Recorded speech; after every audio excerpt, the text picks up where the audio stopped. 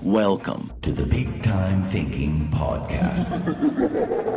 This content is brought to you by taking thousands of arrows right in the back and doing something about it. Quit winking at girls in the dark. Get them to sign on the line which is dotted. And get ready to scale your sales, your dealership, your business, your life, your family, and your friends with Big Time Thinking. Put that coffee down.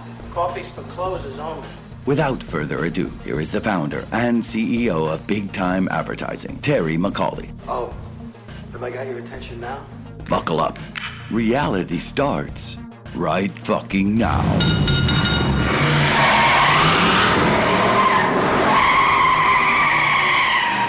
All right, man. Have I got a little fire in the belly today, guys? Thanks for tuning in. I know it's Monday, but I couldn't wait to get to this podcast. I have been stewing on this for a long, long time, and then it just came back here recently over the weekend. I'm so fired up. I talked about this podcast. You hear it in the intro that reality starts right fucking now. It does with this one. This is really my first hot button, and it's so important. It's important because number one, I care.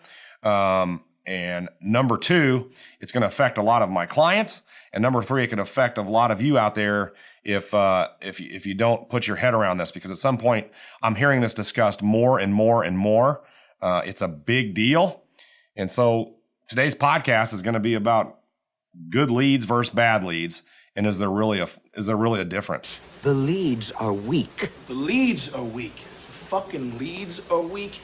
You're weak. I've been in this business 15 years. What's your name? Fuck you. That's my name. You know why, mister?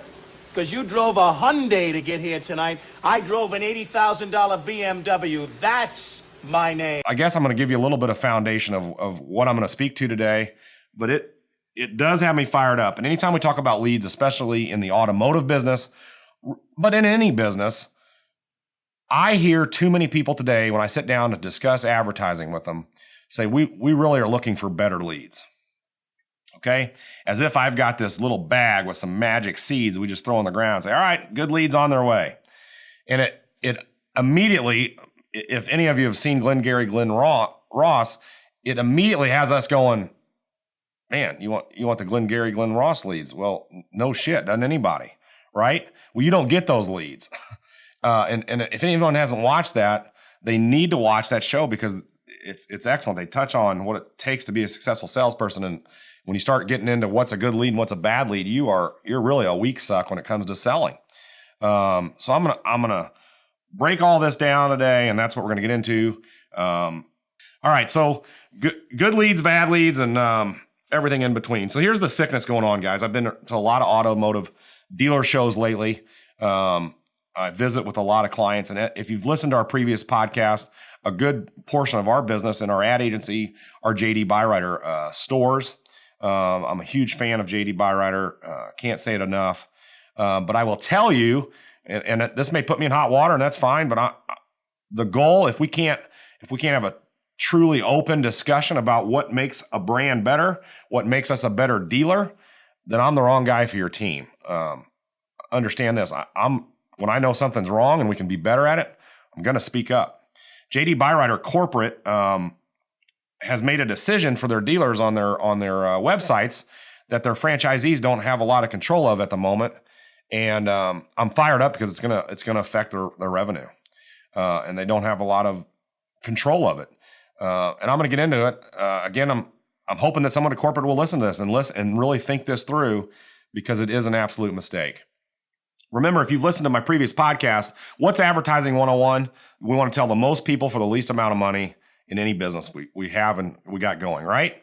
So this is so mind-blowing, it's hard for me to even know where to begin.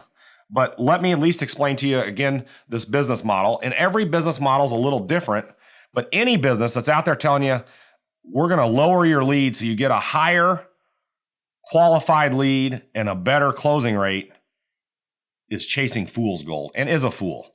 So what do I mean by that? And that's what's going on. So JD Byrider we've talked about it as a buy here, pay here model. They're specifically serving a segment of society that struggles to get financing from traditional lenders. And And there are a lot of Dodge stores, Ford stores that do the same thing, and that's referred to as special finance. Okay? These leads are people that typically are searching for financing and they need it. So special finance leads are a lot like buy here, pay here leads, people seeking a specific form of credit.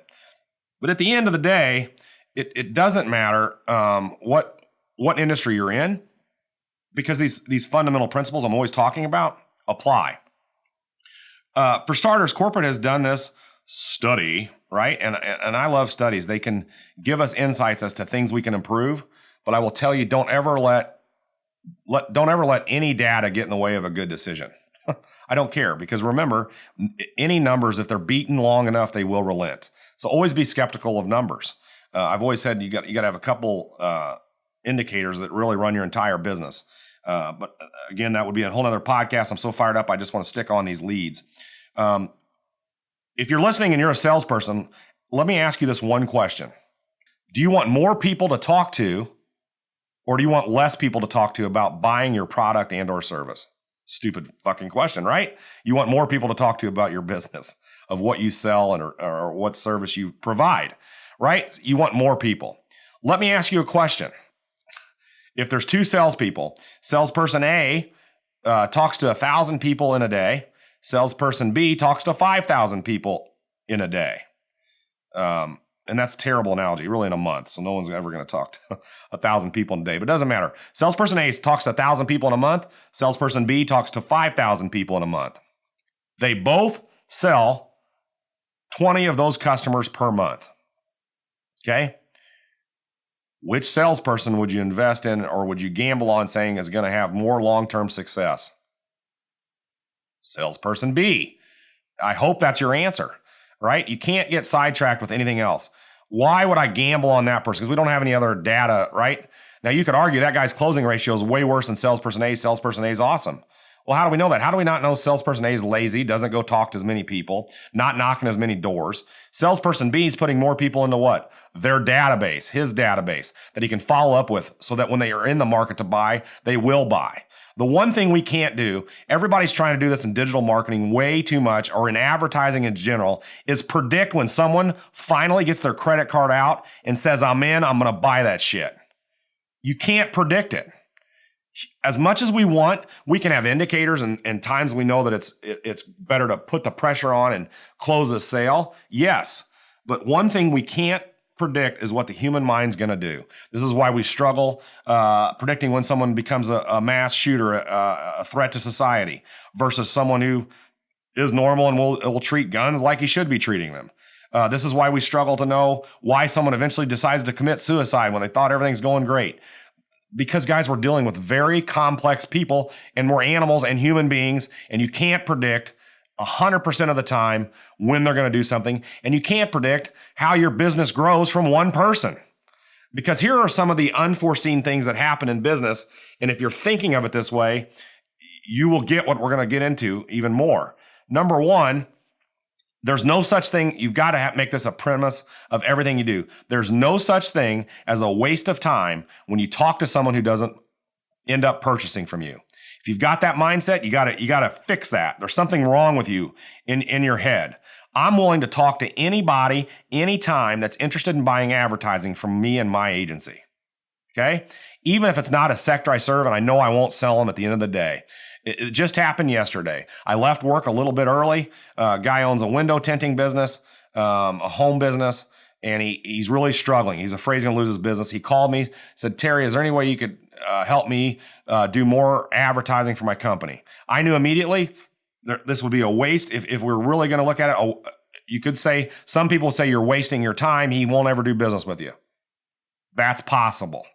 How do I know that? What if I told him the right things to go start doing on his own and motivate him? He turns his company into a multi-million-dollar company, and he looks at people and says, there's one person who taught me how to do it, and it was Terry McCauley, because he took the time to spend with me and was authentic when everybody else just shoved me to the curb because they knew I couldn't buy from them. Right? So that's the number one rule. I've stolen this from Gary Vee, and Gary Vee's all over it, and he's dead on. If you're someone who gives to people with the intention of getting something back, you're a piece of shit. End of story. You've got to learn to invest in your customers. You've got to believe in them. You got to give them the strength and the power to become buyers. And if they don't buy from you, quit taking it personal. It's their decision. They've got a lot. I had to do this with my mom. She was a realtor. Terry, I can't believe your best friend bought from someone else. And I'd remind her, Mom, there's a lot of choices. We don't know what's behind the scenes. We don't know if their spouse was closer to someone else and yada, yada. But if you're always taking the high road with any lead, and when they don't buy from you, you don't take it personal, you'll end up selling more. But we don't know when. You've got to quit thinking in terms of 24 and 30-day investments in your company and your business. If you're a salesperson, you are a company. Even if you work for a company, you're an independent contractor in a lot of ways, and you're counting on more leads, more people to talk to. So anybody that tells you, I'm going to build your business with less leads is an idiot. And I feel that passionate about. That's why I'm getting louder. Just think it through. I can't even believe we're having this discussion as to whether we're right or wrong. So where am I going with this? J.D. Byrider has done a study, and they took dealership after dealership. Now, number one, business after business, there is no perfect A/B study. I will tell you that right now. You couldn't take a Holiday Inn in Hoboken, New Jersey, and compare it to a Holiday Inn in Austin, Texas. It'd be the worst comparison ever. Right? Demographics are different. The operator could be different. The age of the property could be different. So the same applies for car dealers, which we're talking about. And they have a lot of franchises. They can draw a lot of things that are going on in the market, and they're evaluating the opportunity of stores that are getting more leads versus stores that are getting less leads. And they've assessed the stores with less leads have a higher closing ratio. No shit, Dick Tracy. How long did it take you to do that study? Okay, so what are they doing? Why is this going to affect leads? What am I referring to? So in digital marketing, guys, if you're doing any form of digital marketing and you're spending money in Google AdWords, Facebook, geofencing, and you're getting people to your website, if you're not asking for their information, you're missing an opportunity to talk to someone that is willing to give you their information. If they fill it out, is that not someone we want to follow up with in the future and see if they're a potential buyer? So here's what's happening, and this is going on in a lot of places. I've been hearing it at my convention booths. Well, we get a lot of leads, but we get a lot of bad leads. We get a lot of shitty leads. And then I got to ask them, well, what the fuck is a shitty lead? That's not in my vocabulary. Why? Because I'm hyper focused on succeeding. If we create a culture where we allow our salespeople and managers to call any lead a bad, shitty lead, they need to be fired. We don't talk like that. We're not going to create a culture like that. There's no such thing as a bad lead. Okay? Now, don't confuse this with a garbage lead. A garbage lead is if someone puts in there Superman, or they put in the Incredible Hulk, and they put 1, 2, 3, 4, go-to-hell.com, or, they're putting this stupid stuff. We know the difference. That's garbage. Don't let that compound what we're talking about. That stuff can be eliminated in a click of a button on an Excel spreadsheet. That's fine. That's the cost of doing business. You're going to get some people to do that. But what we're referring to is, so I can show you dealership after dealership that when they get them to their website, they ask them for we call this gated versus ungated, okay? So gated means, hey, you want to look at our inventory? We just would ask for a few items from you, and then we're going to show you our inventory, okay? And then there's what we call semi-gated, where there's a button at the bottom, hey, I don't want to give you my information now, I want to look at your inventory. And then there's completely wide open ungated, where we just dump you on our inventory and we don't ask for your information, okay? All models work. I told you all advertising works, but I'm telling you right now, if you're spending money to get people there and you have an opportunity to get their name and email address, don't make it long. You don't need their address, but if you can get a name and email address from someone you've got and a cell phone, you've got someone you can follow up with. Okay, so there's a model that I'm proud of. Our agency has driven that we have been taking over dealerships that double and triple their leads by sending less money because we've been adamant about filling out this form. Okay, so what we're seeing is dealerships approaching 400 or 500 leads a month versus some dealerships that get 100 leads a month.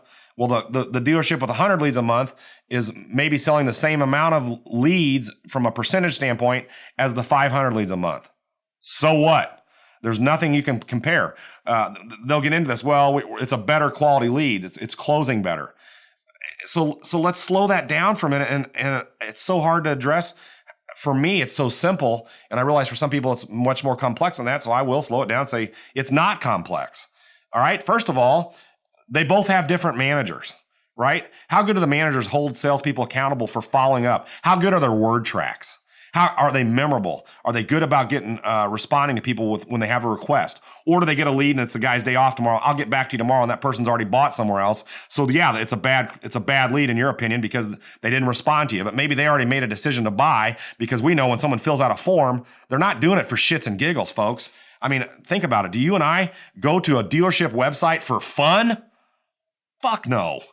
Not once in my entire life. So I don't need the data. I'm a human being. I live every day. I got friends that live. And if I sat and asked my friends over a barbecue, hey, I'm curious, do you guys ever just Google something like buy here, pay here, or bad credit, and you just look at the ads and you click on one and you just check out a dealership's website and then you fill out a form and you're really not interested in buying ever? Do you guys ever do that? That sounds like fun. No, right? I'm getting so animated because it's just nuts that we even got to discuss this, but we do. Guys, I listen to this and I hear it over and over and over again. So let's keep going. Let's keep talking about this. They have one dealership could have more salespeople, one could have less. One could have a diminishing return. It's very possible a dealer's getting so many leads that people aren't getting back to all of them quick enough, or treating everyone as precious. In a future podcast, I'd love to talk about, a lot of people don't hire enough salespeople to handle all their leads. They're like, well, I've got one guy that sells 30, and then I've got a bunch of them that sell 5 and 8. I don't need any more else. Well, I will tell you, it's the law of averages. You've got to figure out how many salespeople it takes to handle all those leads. It's not an expense to have more salespeople. You're going to sell more units. Okay, that's the next thing. And then I already touched on it. How is it a bad lead? And I ask owners, I ask salespeople, you've got to quit. Even if you've got the culture where you think they are bad leads, I'll discuss it with you for a second, since you obviously are struggling with it. But think about how many actions have to take place to get a lead in Google world, in Bing world, in digital world, okay? I search something, buy a new couch, buy a new car, all right? So I've already in my mind decided to search something. Do you think I do that for fun? We could go be on our social. We could be looking at articles. We could be looking at videos. We could be watching TV on our phones. We could be searching our next vacation. I mean, there's so many things we could do, but we've decided to search a certain product. That's the first action. That's a big one. That's a buyer. That's a potential buyer. Now, if they don't end up buying, it might be for a few reasons. 1, they can't afford it. 2, they don't have the credit to get it done. 3, they don't have a down payment. 4, something major happened and they thought they're going to do it, and a significant other said, no, you're not. Or they have something catastrophic happen between the time they search and decide they're going to buy and don't. That's possible, right? But you've got to get out of your head. We want to talk to as many people as we can. And so let me keep going. First action is they search something. Second action is now they're served all these ads on Google, and they all scream from the mountaintops, bad credit, doesn't matter, give us a chance, low down payment, we'll help you, get back on the road, right? All these companies competing for the business, and then they click on one. So there's 2 actions that take place. 1, they search. 2, they read. 3, they click. That's our third action. They click. Now they typically wait for some shitty website to load, because a lot of dealers don't invest in their websites like they should be. And that's another day, another dollar, but that's our new showroom. That's why brick and mortar is dying. But they wait for this website to load that doesn't have optimized photos. It's not mobile friendly, but they finally get there because that's how important it is to them. They then look at your website and it screams, no credit, bad credit, we can get you financed, buy now, payments you can afford, on and on and on, every cliche we know. Then this form comes up and says, give us your information. Okay, so again, 1, they searched. 2, they read them all. 3, they clicked. 4, they checked out your website. 5, they get this pop-up and they fill out their information and they hit send. Can I ask a simple question? Is there a single dealer out there listening right now that doesn't want that lead? And if you don't, please comment on this podcast. Email me directly, terry@gowithbigtime.com. I'll pick up the phone and we'll talk, because we've got to get you changed. You're an absolute fool when it comes to growing a business. You want more people in your database. If that person can't afford to buy, let's say they had such, bad credit, or they don't make enough money. I hear dealers saying, oh, that wasn't a good lead. Why? Why is that not a good lead? Why can't we follow up with them for the next year? Are they not going to eventually get a better job? How many of us, when we got out of college at 21, 22, 25, were we making our best incomes when we were in our 20s and early 30s? No. It gets better, right? So are people loyal to brands? Not always, but they can be if we are remarketing them and retargeting when they're back in the market and say, you know what? This company has been real to me. Okay? Let's say you get the lead to your dealership and they don't close. I've heard people say, the first thing they sadly do is they pull credit and go, this guy can't buy nothing. Don't waste your time. I want to fire those managers if I'm running the store. What do you want your salesperson to do? Sit around not talking to anybody all day long? What's wrong with investing in someone? I said it earlier. If you're not willing to invest in someone with no intentions of getting anything in return, you're in the wrong business. All right. What if you do pull their credit? Why not spend time? Hey, what do you do for a living? How many friends you got? Hey, listen, today I can't sell you. And there's a couple reasons why. And a lot of dealers will just kick you out. I don't want to be that dealer. I want to show you why you can't buy. I want to show you how next time, if you do these 3 things, you can buy. Let's follow up together. Let's stay in touch. I notice here you've been working for your company for 3 years and you're not making enough. I think you should go in and ask for a raise. Maybe you should do that. Maybe you could get me a cosigner. You can't have those conversations if you're not talking to people, folks.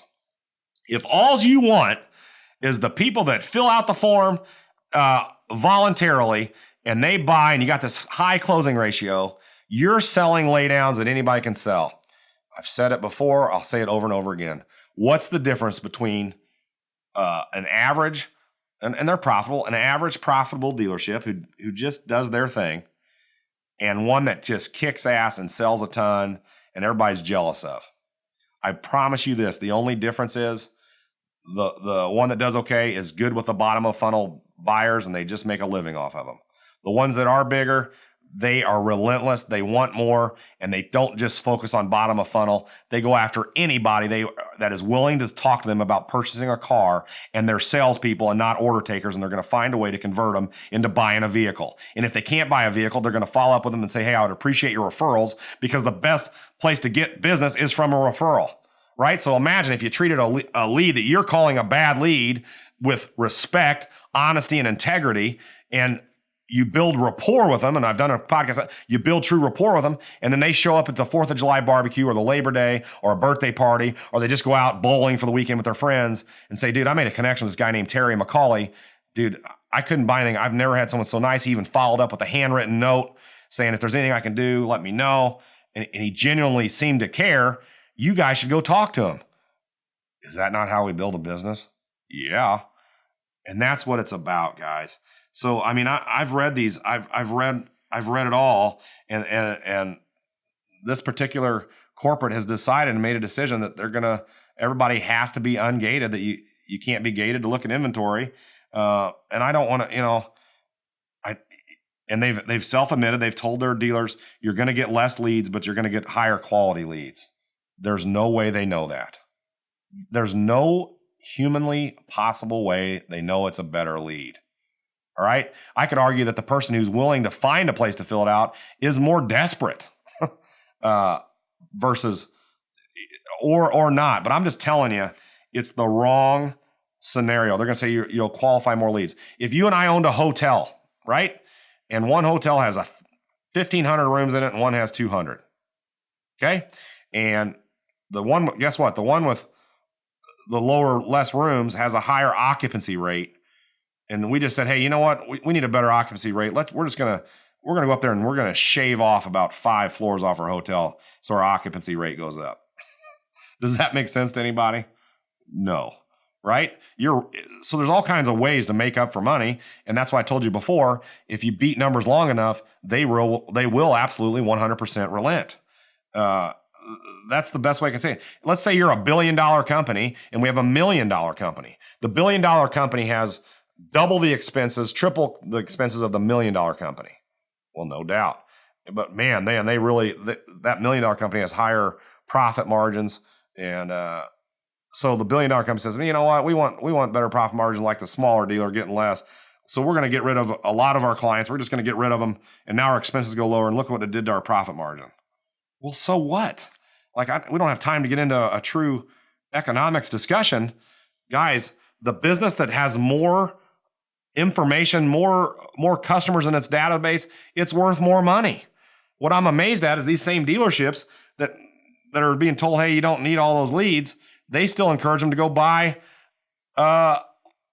go buy databases to do direct mail pieces. How the hell does that make sense? You're going to buy leads that never even asked for you to contact them.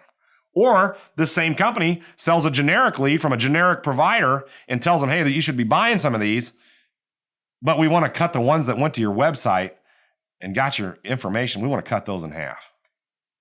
Doesn't make sense. All right. So I'm not doing this to pick on JD Byrider in particular. It's a lesson for everybody out there because I'm hearing it. I'm hearing dealers go, we want a better lead. And some of them think about making a longer form. Or like, that's not how people function. We're on our mobile phones. We're filling out stuff. Just be normal. Give yourself, I told you, don't let a bunch of data screw up a good decision. And a good decision is treat people right. Treat them with dignity, respect. Be honest. Ask for a little information and then follow up with them. And then if they don't buy, are you willing to send a thank you card for the opportunity to sell them? And hey, I'm glad you got something somewhere else. The next time you're in the market, give me a holler. If the car would break down, holler. I truly want to build my business. Let me know how I can get your business next time. Versus the guy who goes and pouts and is finding a way to point fingers at ad agencies. Oh, they're getting you crappy leads. Like, guys, we're headed down the wrong road. It's real simple. Advertising 101. We want to talk to the most people for the least amount of money. So don't let these digital marketing experts, so-called experts, convince you that you're getting bad leads. Okay? Now your messaging might need to be cleaned up. If you're out there just telling everybody $0 delivers, and you know darn well it doesn't, well, maybe we don't even discuss that. We just say, hey, we're going to treat you better, right? So a lot of you are setting up leads with a bad premise. That's very possible. So you got to make sure your offers are authentic, and we all live in this world of hyperbole where we have an offer that is available. We know it is, and then we try to switch and make it work. But guys, I've been on this. I am hot as a firecracker about it. I hope we can get some discussion on it because there is no such thing as a bad lead versus a good lead. There's just leads at the end of the day. Okay. And if you spend all your time and energy worrying about what a good lead and a bad lead is, you're wasting time that you could have been talking to someone about buying from you. It's that simple. If that doesn't make sense to you, please comment to me. I want this to go right for you and your business. And you can do it. You just got to get busy talking to people. If you're sitting around analyzing too much, you're wasting time. This guy I just talked to, he goes, well, I want to post on Facebook, but I just don't know what to say. I'm like, just say anything. Even if it's got a typo, at least you're trying, right? You're starting and you may screw up, but you got to have to screw up a few times to get better. How many times I've screwed up in my life and I'll screw up again, but you can't become paralyzed with analyzing things, right? So we call that paralysis by analysis. Don't become that dealer. Quit letting someone tell you, hey, we want good leads. Eliminate that culture, guys. You got to tell the next sales meeting, hey, we're done talking about bad leads. There's just leads. We're going to start preaching from the mountaintops. How do we get more people? I promise you, if you talk to more people, you will sell more vehicles. Your business will sell more people. Realtors out there, you want more leads. I don't care if they're a bad lead. If they can't be pre-qualified on a home, I'd make an argument, why aren't you being kind to them? It's not a waste of time. One day they will be qualified on a home. I'm that person, guys. Believe it or not, I filed bankruptcy once in my life. Not a single lender wanted to talk to me. Embarrassing. I will tell you, there was one banker who took me under his wing, remained my friend. Okay, I will do banking with him the rest of my life as long as I live. His name's Andrew Lee. He's with Central Bank of St. Louis. And guess what? Now I'm sitting as an 800 Empirica score and capable of doing a lot more than I had been. And not, you know me, I don't like to talk braggadocious, but he didn't give up on me. He treated me as a real lead, and he put value in the longevity. He's investing in the future. Quit thinking you got to just sell something in 10 minutes and that the future doesn't matter. They both matter. All leads matter. Become hyper-focused, and you can make your dealership, your business better than what it already is. Okay? That's today's podcast. I'm starting to see more downloads. I'm getting excited. I actually, between last week, saw a few more reviews. Guys, put some comments in the reviews, not just the 5-star. I could use it. It means a lot to me. I need more people saying, man, I love these podcasts.